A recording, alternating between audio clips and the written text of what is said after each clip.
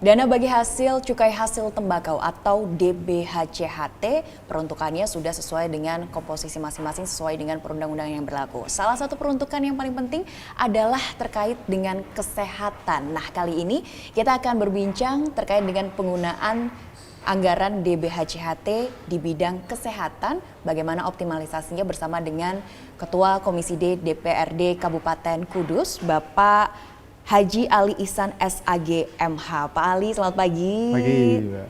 Salam sehat Bapak. Sehat selalu ya, alhamdulillah. Baik, Pak Ali, kita berbicara tentang DBHCHT. Ini penggunaannya khususnya Pak Ali ini dari Komisi D DPRD Kabupaten Kudus yang memang fokusnya salah satunya membidangi kesehatan. Nah, penggunaannya berapa persen nih Pak untuk bidang kesehatan sendiri di Kudus? DBHCHT di Kabupaten Kudus tahun 2023 itu ada 239 miliar yang peruntukannya sudah diatur dalam PMK 516. Itu bahwa 30%, 50% itu untuk kesejahteraan masyarakat, 40%-nya untuk kesehatan dan 10%-nya untuk penegakan hukum. Nah, untuk kesehatan itu ada 40%, serapannya adalah ada di Dinas Kesehatan Kabupaten Kudus dan di RSUD Kabupaten Kudus.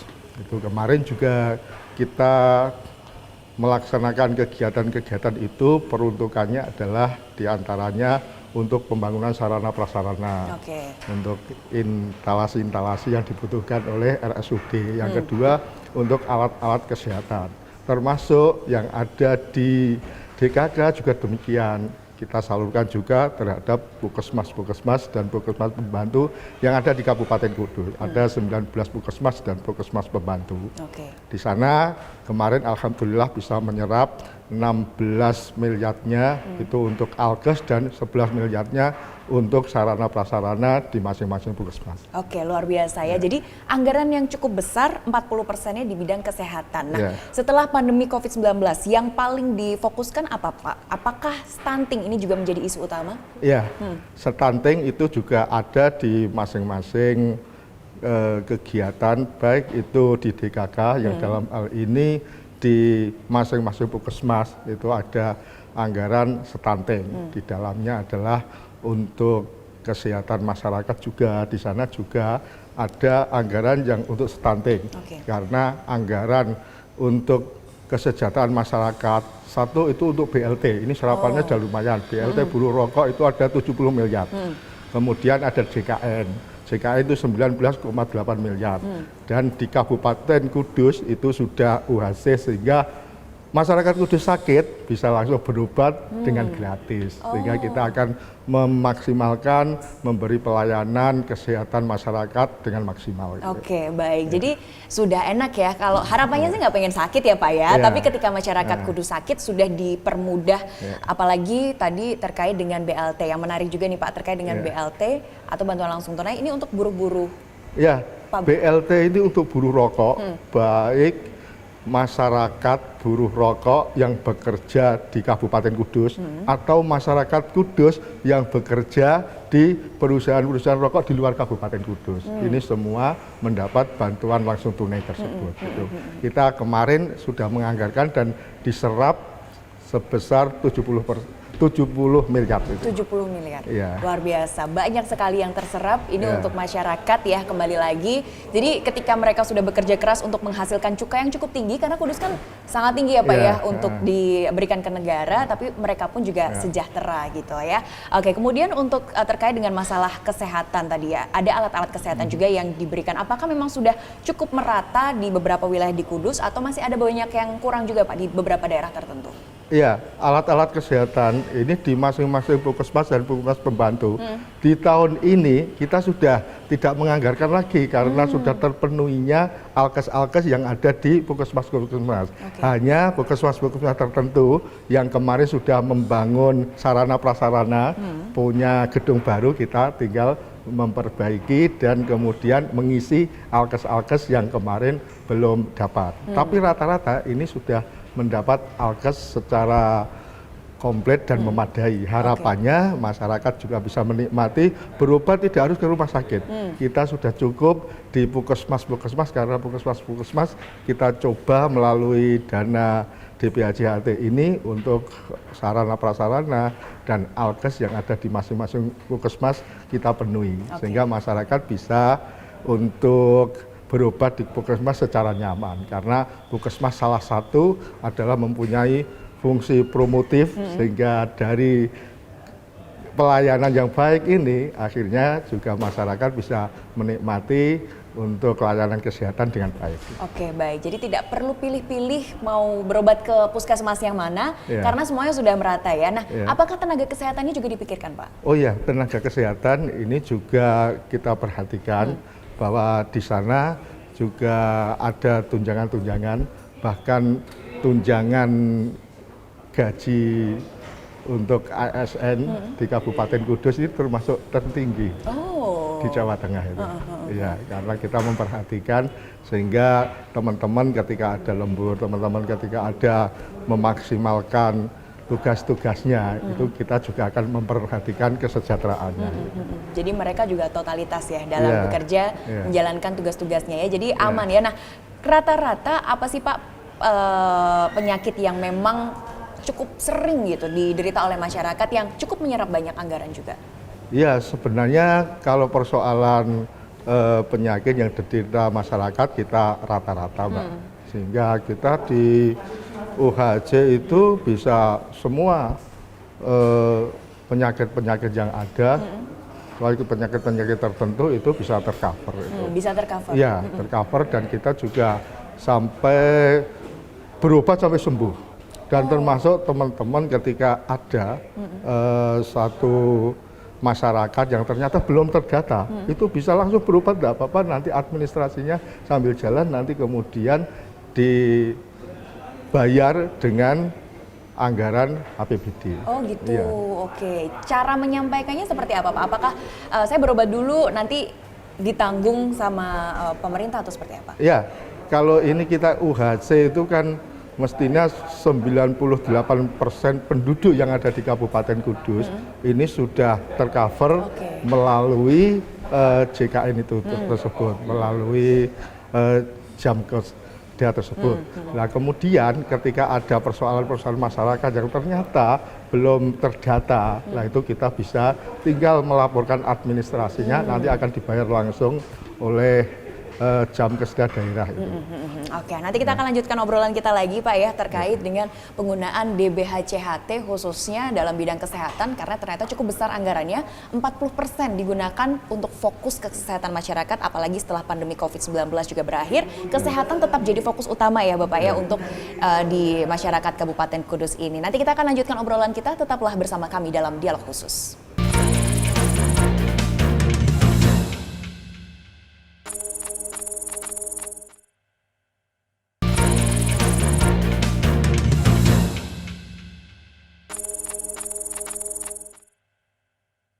Kita lanjutkan diskusi kita terkait dengan optimalisasi DBHCHT di Kabupaten Kudus, khususnya di bidang kesehatan bersama dengan Ketua Komisi DPRD Kabupaten Kudus, Bapak Haji Ali Ihsan SAGMH. Bapak, kita lanjutkan obrolan kita.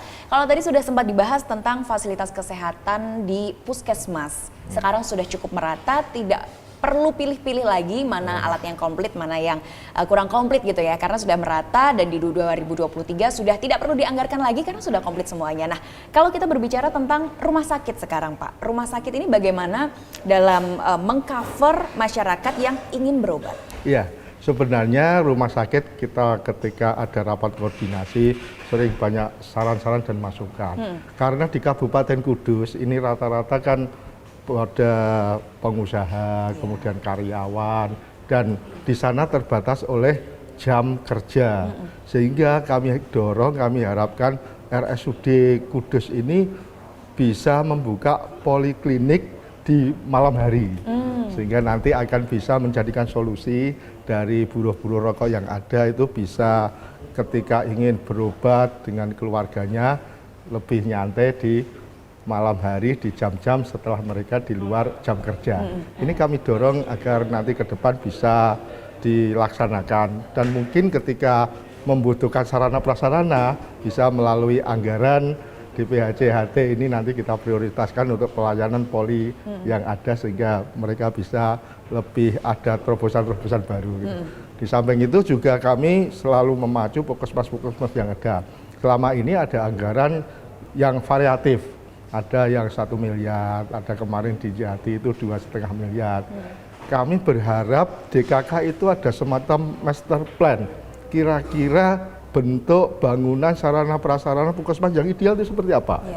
Kalau memang dibutuhkan ada satu titik puskesmas di mana, kemudian membutuhkan anggaran sampai 5 miliar tidak apa-apa.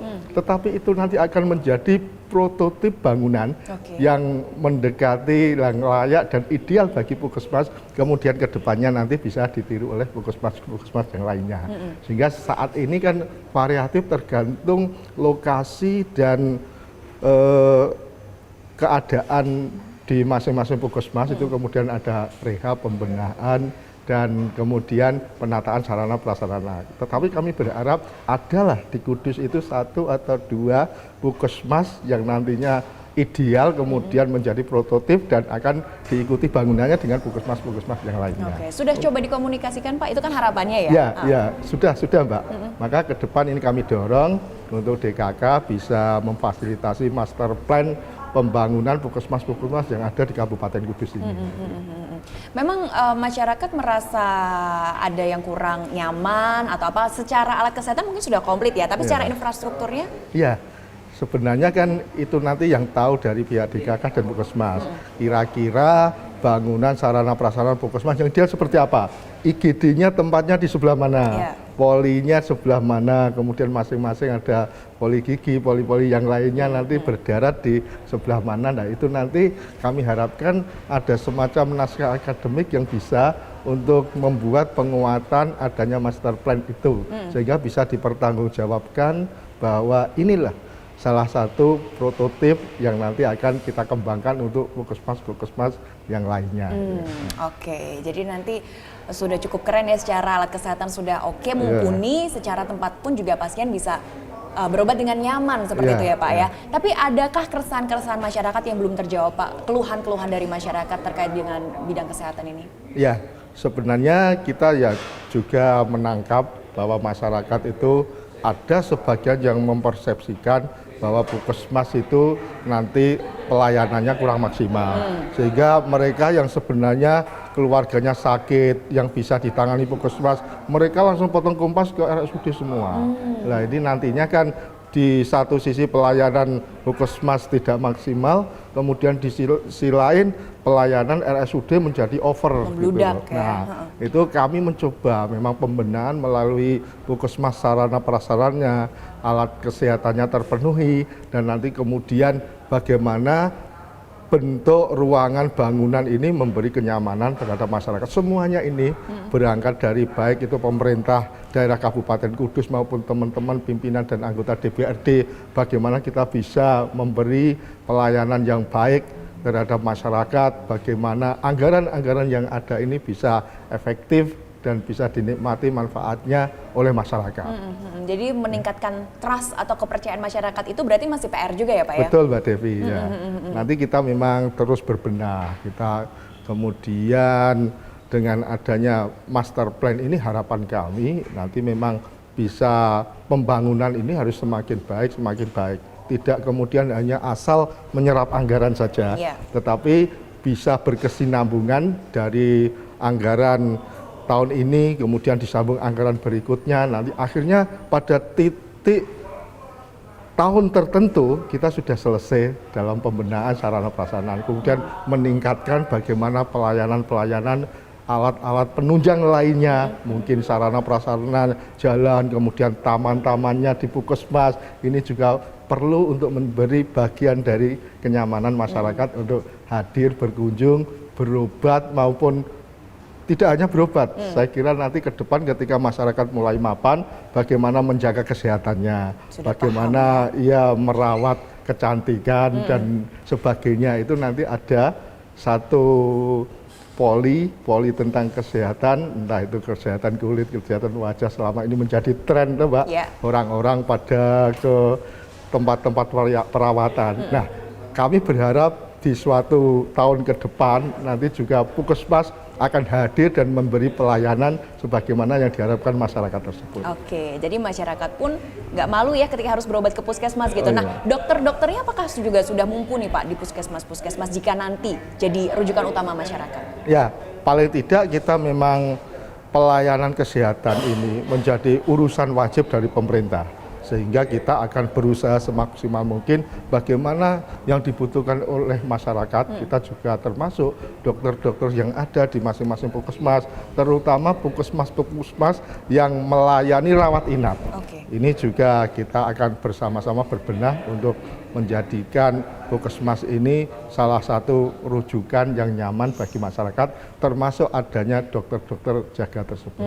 Oke, nah DPRD ini kan sebagai wakil rakyat ya, wakilnya masyarakat. Nah, ketika datang berkunjung ke masyarakat, biasanya keluhan apa yang mereka sering sampaikan? Kalau tadi sudah disampaikan terkait dengan masyarakat senangnya langsung ke rumah sakit gitu ya. Ada keluhan-keluhan lain nggak Pak terkait dengan kesehatan? Misalnya mungkin bidan masuk desa atau dokter masuk desa seperti itu. Ya, selama ini hanya kesan dari masyarakat, Mbak, bahwa kalau di puskesmas itu memang dari ruang-ruangnya masih terbatas, kemudian pelayanannya juga masih terbatas, sehingga nanti ketika ada masyarakat ingin berobat itu juga mereka sudah bisa mengukur masing-masing kira-kira perlu penanganan serius nggak. Kalau memang perlu penanganan serius, mereka langsung dirujuk ke RSUD. Tetapi kalau memang mereka butuh berobat dengan kadar kesehatan tertentu, sehingga mereka juga akan nyaman di masing-masing puskesmas, karena sisi keuntungan adalah dekat dengan rumah masyarakat yang sedang sakit. Gitu. Oke, jadi memang masyarakat ini memang diupayakan untuk ya ke puskesmas dulu seperti itu ya, tergantung dengan kadar tingkat kesehatan dari masyarakat. Nah, berarti pengawasan yang dilakukan oleh DPRD sejauh ini terkait dengan penggunaan dananya sudah cukup optimal ya Bapak ya? Oh iya, kami juga mulai dari proses penganggaran, kemudian realisasi anggaran itu. Misalkan kemarin juga ada anggaran 1 miliar untuk pagar dan instalasi baru di Puskesmas Sidoarjo. Kami hadir, datang ke sana. Ya kalau bahasa lain sidak lah, tetapi sebenarnya kita beneran dikerjakan nggak nih gitu kita ya? Sama-sama kita menyampaikan, menjalankan fungsi kontrol DPRD itu sejauh mana serapan anggaran di masing-masing OPD. Dalam hal ini DKK dan puskesmas-puskesmas yang ada. Kemudian ada kendala-kendala di lapangan seperti apa. Termasuk kita harapkan ada prototip bahwa selama ini puskesmas-puskesmas itu kan mereka hanya adaptasi, mereka hanya menyesuaikan dengan yang ada di bangunan-bangunan existing, sehingga nanti rehab-rehabnya disesuaikan bangunan existing yang sudah ada seperti apa, kemudian nanti akan ditambah, disempurnakan. Maka untuk itu kami tetap berharap, dan yang saya sampaikan tadi ada prototip dari DKK itu segera ada, dia akan pilih di puskesmas yang mana, kemudian butuh anggaran berapa, DPRD akan mensupport itu. Tahun berapa Pak kira-kira, 2024 kah? Ya secepatnya lah, secepatnya. Memang ada dipilih misalkan puskesmas Jedak, atau mungkin puskesmas Redeng, atau yang kemarin puskesmas Jati, itu nanti kita coba salah satunya untuk bisa menjadi prototip yang nanti akan ditiru oleh puskesmas-puskesmas yang lainnya. Oke, baik. Kita tunggu ya. Kira-kira nanti di manakah? Apakah dekat dengan rumah warga yang saat ini sedang menonton ya? Baik, pemirsa, kita akan lanjutkan obrolan kita dalam dialog khusus bersama dengan Komisi D DPRD Kabupaten Kudus.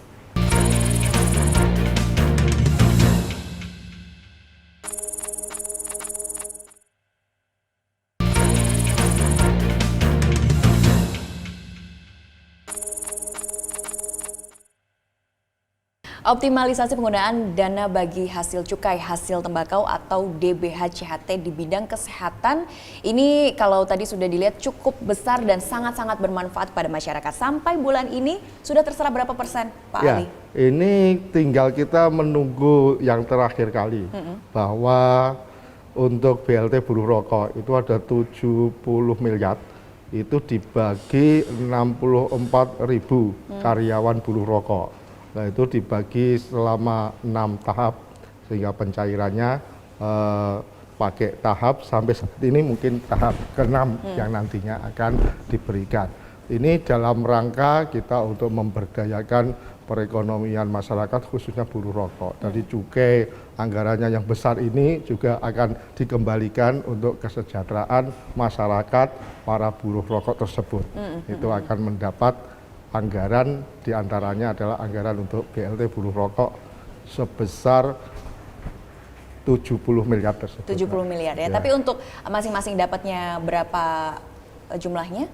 Ya, ada 300 ditambah 300, 600 kemudian kali pencairan itu. Oh, dikali Ya. 6 tadi 6 kali pencairan. Iya. Oke, cukup besar berarti ya, Ya. anggaran BLT ini sehingga tadi 70 miliar. Berarti anggaran tadi dari sekian miliar yang didapatkan yaitu 40% ya. Ini mendekati akhir tahun sudah hampir terserap semua, Pak? Ya, karena itu sudah by name by address, sehingga masing-masing perusahaan kemudian dengan karyawannya jumlahnya berapa dikalikan anggaran tersebut dipastikan akan terserap. Yang luar biasa bahwa itu nantinya bisa dinikmati bukan hanya buruh rokok yang ber-KTP Kudus yang ada di Kudus, tetapi buruh rokok yang ber-KTP Kudus yang bekerja di luar Kudus. Ini sudah juga terjamin pasti, Pak, terdata, terjamin dan akan ikut mendapat manfaat tentang kesejahteraan itu terkait dengan mendapat BLT buruh rokok tersebut. Oke, asalkan KTP-nya warga Kudus. KTP-nya Kudus, gitu. Bekerja di mana-mana di sektor rokok, nanti kita akan dapat karena data ini sudah dituangkan di dalam database yang ada di Dinas Sosial. Itu semuanya tercover dan data itu Dinas Sosial mengambil dari Dinas Perindustrian dan Perdagangan. Itu yang berhubungan dengan perusahaan-perusahaan rokok. Kira-kira ada tambahan di tahun ini berapa karyawan, kemudian nanti dimasukkan di anggaran tahun berikutnya. Sehingga anggaran tahun berikutnya itu kita sudah mengetahui besaran buruh-buruh di masing-masing perusahaan rokok, kemudian nantinya akan mendapat tambahan kesejahteraan yakni bantuan langsung tunai untuk karyawan buruh rokok tersebut. Oke, setiap tahunnya apakah datanya selalu bertambah terus, Pak? Mengingat juga sekarang kan juga cukup banyak ya pabrik rokok di Kudus ini. Ya, sebenarnya memang ya kurang lebihnya hampir sama, tetapi trennya memang tambah karena memang perusahaan-perusahaan rokok ini juga sedang lumayan bergairah sehingga ada penambahan karyawan-karyawan yang ada, itu nantinya konsekuensinya juga kita akan menambah anggaran untuk BLT tersebut, Mbak. Yang penting ini justru anggaran bisa sebagian ada yang dinikmati langsung oleh masyarakat, terutama masyarakat yang terkait dengan produksi perusahaan rokok tersebut. Jadi dikembalikan kesejahteraannya untuk masyarakat yang ada kaitannya dengan kemajuan perusahaan rokok. Oke, baik. Jadi memang kalau berbicara tentang buruh nanti takutnya nggak sejahtera gitu ya, Pak ya. Padahal juga disejahterakan salah satunya melalui bantuan langsung tunai itu yang bisa dinikmati oleh para buruh. Nah, untuk kesehatannya sendiri, adakah jaminan khusus untuk masing-masing buruh, Pak? Oh ya, di Kabupaten Kudus termasuk UHC ini, karena seluruh masyarakat Kudus ini bahwa yang ada di Kabupaten Kudus masyarakat semua tercover. Itu nanti bisa milih BPJS-nya apakah menggunakan BPJS yang ada di perusahaan maupun BPJS yang ada di Kabupaten Kudus. Tapi semuanya kita masukkan di BPJS Kabupaten Kudus gitu. Kemudian kalau memang ada yang milih mandiri karena memang sudah perekonomiannya menjadi baik, menjadi kelas menengah ke atas, ya mereka milih yang mandiri. Kemudian yang tidak, otomatis nanti kita masukkan. Bahkan tadi saya sampaikan, Mbak, ketika ada masyarakat yang belum terdata di BPJS pun, silahkan nanti berobat di RSUD, kemudian administrasinya nanti kita lengkapi dan itu akan dibiayai oleh Pemkab Kabupaten Kudus. Apakah tidak dipersulit nantinya Pak? Biasanya kalau nanti ya sama BPJS gitu, katanya dipersulit gitu. Itu kesan yang dulu sekarang tidak, Pak. Karena kita sudah manajemennya profesional, kemudian kita juga menjadi bagian dari fungsi promosi bagaimana kita baik itu puskesmas yang ada maupun RSUD siap untuk melayani masyarakat dengan baik. Oke, karena jadi itu hanya stigma alhamdulillah ya? Kita juga mendapat topangan anggaran baik itu anggaran BULD maupun anggaran dari DPHCHT Kabupaten Kudus mesti perlu mensyukuri kita mendapat anggaran yang lumayan besar. Yang besar. Nah, untuk keluarga dari para pekerja ini seperti apa Pak? Apakah juga dijamin? Ya, keluarga para pekerja ini juga biasanya ketika ada program-program tentang KUB, Bapak Usaha Bersama, program-program yang lainnya, itu juga ketika keluarga ini adalah bagian dari keluarga karyawan perusahaan rokok akan mendapat prioritas. Untuk realisasi kegiatan-kegiatan yang ada. Di sini banyak, KUB ada pelatihan-pelatihan, bagaimana pelatihan tata boga, pelatihan menjahit, pelatihan untuk kecantikan dan sebagainya. Itu nanti difasilitasi siapa saja masyarakat Kabupaten Kudus bisa ikut serta. Dan di sana pelatihan-pelatihannya akan disediakan dengan baik. Besar harapan kita bahwa ini ada keahlian-keahlian yang nantinya bisa menopang perekonomian masyarakat buruh rokok. Jadi itu adalah wujud terima kasih kita kepada para pejuang cukai ya Bapak ya, buruh rokok karena sudah memberikan cukai yang cukup besar untuk negara ya, khususnya juga untuk Kabupaten Kudus pemirsa dengan hasil yang luar biasa. Kesehatan sudah terjamin, kemudian tadi kesejahteraannya sudah terjamin, masih ada PR lagi nggak Pak? Ya, memang kita semuanya berusaha bagaimana kita akan memajukan Kabupaten Kudus sesuai dengan profesi dan keahlian kita. Yang buruh rokok kita akan bekerja dengan baik, pengusaha rokok kita akan bekerja dan memberi fasilitas yang baik. Yang dari pemerintah juga berusaha akan memberikan program-program itu yang bisa dinikmati masyarakat secara keseluruhan sehingga masyarakat Kabupaten Kudus bisa lebih baik dalam segala hal. Baik, harapannya sih masyarakat Kudus sehat ya Pak ya, walaupun tadi anggarannya sudah cukup besar di bidang kesehatan, harapannya semuanya sehat-sehat terus ya. Dan ini semoga juga menjawab keresahan dari masyarakat Kudus kalau tidak semangat ya atau tidak pengen di puskesmas, tenang saja. Sekarang puskesmasnya sudah lengkap alat-alat kesehatannya, betul. Sudah bisa menjamin kesehatan masyarakat. Jadi untuk masyarakat Kudus jangan khawatir ketika Anda ingin berobat ke puskesmas, sudah lengkap semuanya. Yang terakhir, apa Pak Ali yang ingin disampaikan untuk masyarakat Kudus? Mungkin juga mereka banyak yang belum paham terkait dengan penggunaan DBHCHT di bidang kesehatan ini. Ya, kita mestinya bangga menjadi masyarakat Kudus yang terkenal dengan kota industri karena besar banyak industri-industri rokoknya. Dan ternyata melalui industri rokok ini juga banyak anggaran-anggaran yang bisa terserap untuk sarana prasarana, untuk pemenuhan kesehatan, untuk pendidikan, dan untuk kegiatan-kegiatan peningkatan perekonomian masyarakat. Ini perlu kita syukuri, kemudian kita menjadi masyarakat yang baik dengan kita meningkatkan perekonomian masyarakat, meningkatkan untuk berpartisipasi bersama-sama membangun masyarakat Kudus ke arah yang lebih baik. Jadi masyarakat juga harus mengambil peran ya, ikut andil juga dalam menyejahterakan sesama. Baik, Pak Ali, terima kasih waktunya hari ini sudah ngobrol-ngobrol. Kapan-kapan bolehlah kita diajak untuk tengok fasilitas kesehatan yang ada di Kudus ini ya Pak ya? Oh ya, sama-sama Mbak, dipersilahkan. Iya, terbesarnya di mana sih Pak kalau di Kudus ini? Di Kudus ya memang kita harus bangga dengan RSUD kita. Kemudian ada rumah sakit puskesmas yang ada, kemudian ada Labkesda, laboratorium kesehatan daerah. Ini juga sangat ideal dan di sana juga ada tempat-tempat untuk fasilitas kesehatan yang lumayan bisa dinikmati oleh masyarakat. Oke, kapan-kapan kita main, tapi main aja ya, nggak mau nginep Pak. Oh, iya.